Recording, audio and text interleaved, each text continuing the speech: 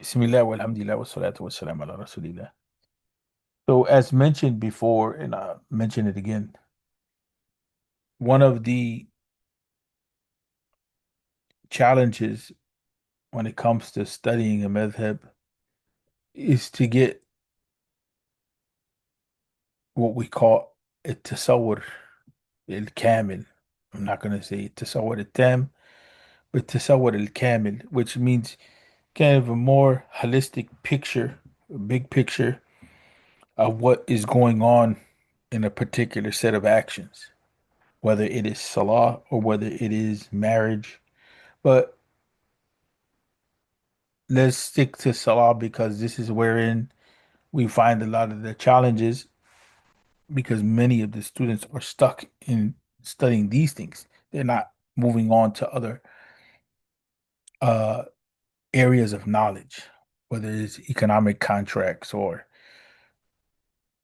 as we mentioned, the marriage contract or divorce.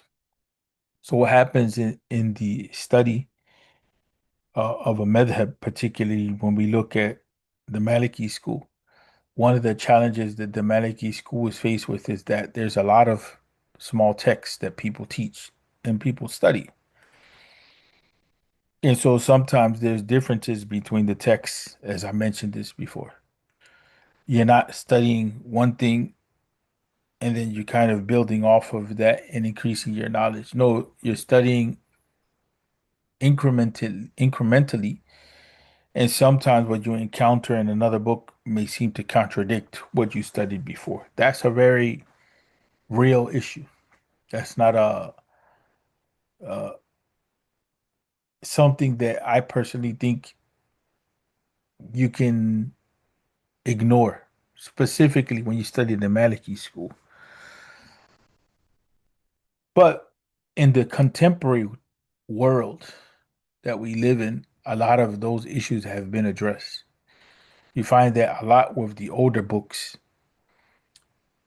that one book will say one thing, another book will say another thing, even though you're increasing in your knowledge uh, on a particular subject of Salah. You know, in other words, you may learn one thing about Salah and then in the other book you add on to it. But at the same time, you may find that there may be some differences of opinion. That's not necessarily a bad thing.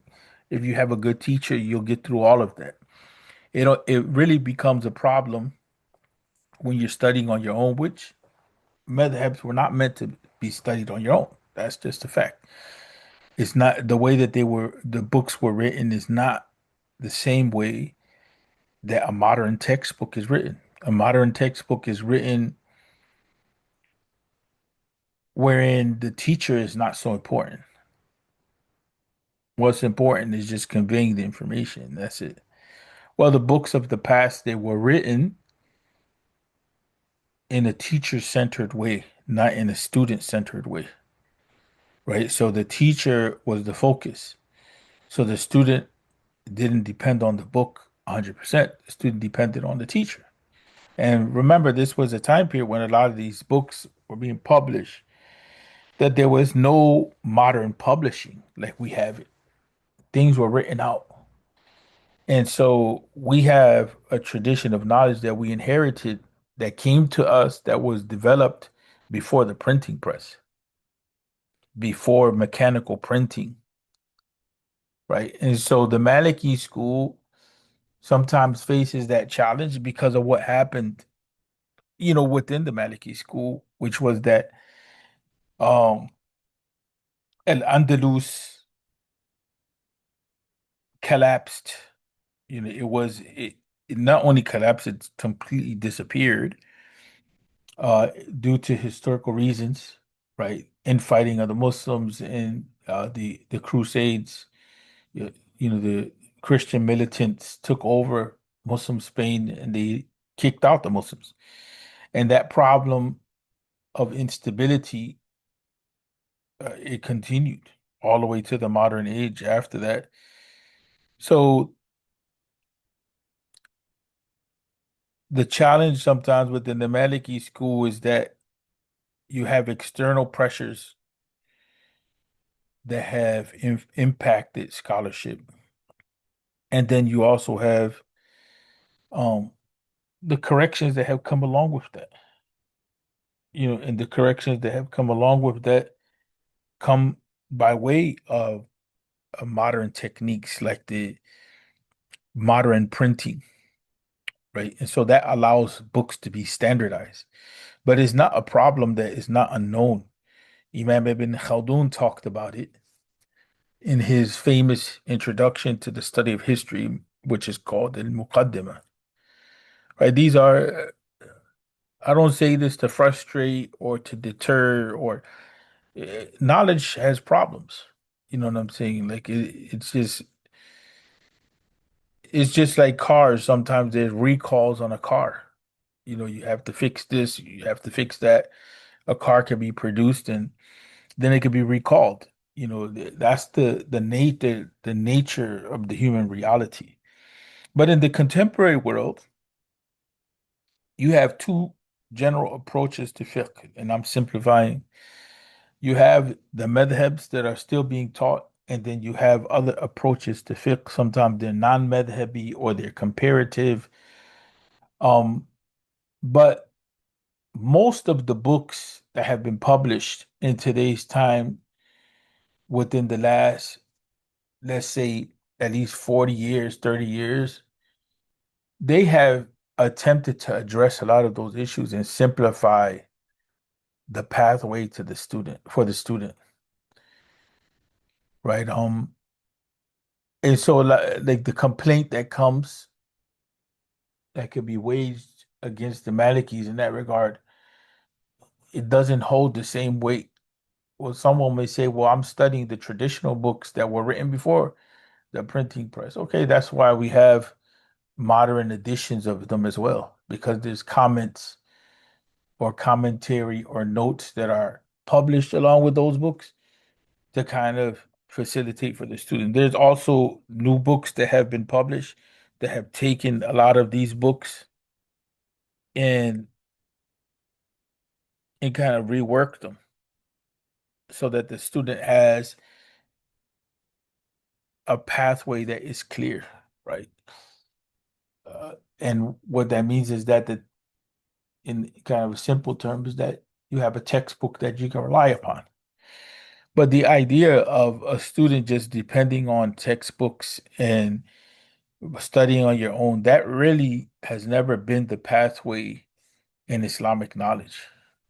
That's a very modern phenomenon, and that has created a lot of havoc, a lot of chaos among students of knowledge. And part of it is because, like, there's the statement, يعني الصحفي أخطاؤه أكثر من الصواب. That the person that is relying on books, his mistakes or her mistakes are more than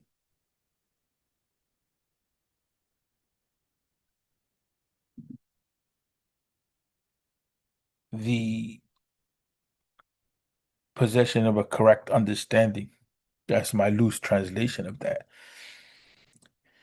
And that's because sometimes books have mistakes in them or things can be understood in a way which is not clear. Um, Meaning that someone can interpret something in the wrong way. And so they can assume that something means something, but in reality it doesn't. And so the study, especially within the last few hundred years, of a lot of books was always teacher centered because the teacher would perfect the book, clarify the book, and so then the teacher would produce a better edition by way of the commentary. And so then the what would happen is that the student would pick that up or learn that along the way. The corrections of the teacher, the discussions that take place. So the textbook was always just there kind of to center the educational process. It wasn't there to take over the process. And when that idea came in, where things became more and more book centered, it created a lot of problems because it started to, it's like AI eliminating the need to go to school or the need to deal with a teacher or a researcher or a professor or ask anybody. Now you're in the system where even though humans are producing that knowledge, there's some insights that are being lost, and even the whole process of verification, is being eliminated. The human contact is being eliminated. And that's kind of what happened with the printing press. That the printing press gave people access to things that they didn't have access to before, because the only way that you would have access to is that you would have to have a handwritten copy of that particular book or manuscript or whatever it was. It would have to be made, and then you would be able to have access to it. But the printing press, what it did is it allowed one book, you can have 150 copies, you can have 10,000 copies, you can have 20,000 copies. That was a new reality. So we're most of the times we're thinking from the modern world angle as Muslims today's time. And that's how we go to the knowledge. And that's definitely a problem.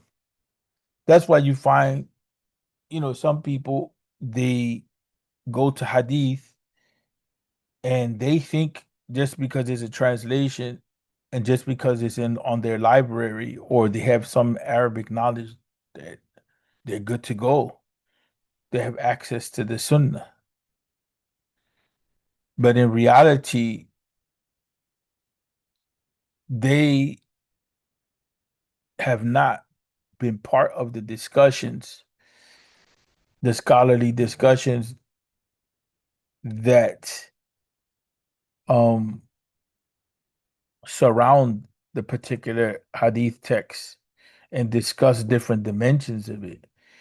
And even though this hadith, even though this hadith is popular and common as an example, it has been greatly misunderstood and abused by people. Like for instance, el waladu lil farash, like that the child born out of wedlock is the child of the bed, and so people have understood that to mean that the father of that child has no responsibility to that child because that child was born out of wedlock. And then there's all these other things that come along with that. While at the zina, that the child is born out of zina. And in some cases, that has been, abused and misused, right? And the narrations that pertain to women, right? That women, have a deficiency in intellect, right?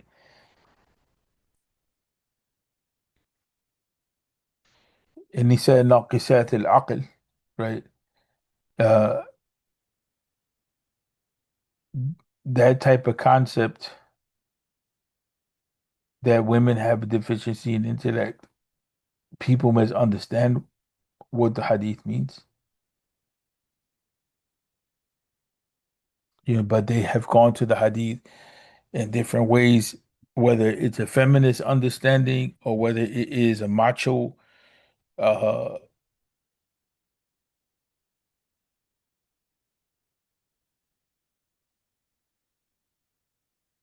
what we see in Spanish, machista, it's male arrogance. And those two approaches have come in and they have abused the text. The same thing with the hadith that talks about that the majority of the inhabitants in the hellfire will be women. But what's left out is, for instance, in the hadith, women are deficient, have deficiency in intellect. And indeed, that pertains to women having the menstrual cycle and not being obligated to pray the five prayers. So they're not the same as men in that regard. And it has nothing to do with the deficiency of women in and of themselves, right? The same thing when you start talking about the hadith that says that the majority of the inhabitants of the hellfire are women. Well, majority of the inhabitants of Jannah are women as well. So it'd be because women outnumber men. But the contradictions that come along with people's understanding, a lot of times it has something to do with not having total access or not sitting really with scholars to work through some of these issues that come up. Because you have another hadith that pertains to women in the Nisa Shaqiq al-Rijal or Shiqaq al-Rijal. So if if women, if you say that women are deficient, you have another hadith which gives the impression that women are the partners of men. Those are just like some understandings uh, or some examples that show that you can read on your own and fall into mistakes,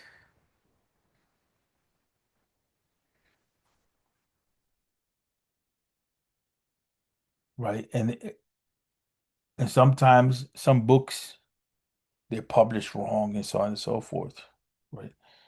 So we have to be very clear that the knowledge of Islam is a different knowledge than the knowledge that we find in textbooks that pertain to science and other things. Even if we look at history at times, if you don't understand it correctly, it can be read wrongly. Same thing, right? The modern world increasingly uh, moves towards eliminate the role of the human being, while at the same time emphasizing the rights of the human being and so on and so forth. With the rise of technology, uh,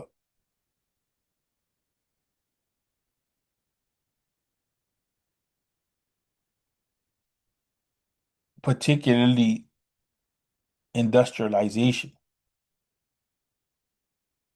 you know, if you can have a machine, like right now, you have robot lawnmowers. They're not so popular, but what is that going to do to the jobs of people that are in landscaping? Same thing with people that were collecting tolls at the toll booths. Now you don't need people to collect tolls at the toll booths. So just like you see in those two examples like that, the example of the lawnmower and the example of toll booth, it's the same thing in education. Same thing in education. If you can have a way to eliminate the human and save money and this and that, people do it because the system is based on money, it's based on efficiency. There's different challenges that come in the modern world. But we have to realize the Prophet Muhammad sallallahu alaihi wasallam took his knowledge from Jibreel. So we have a different type of system or approach to knowledge.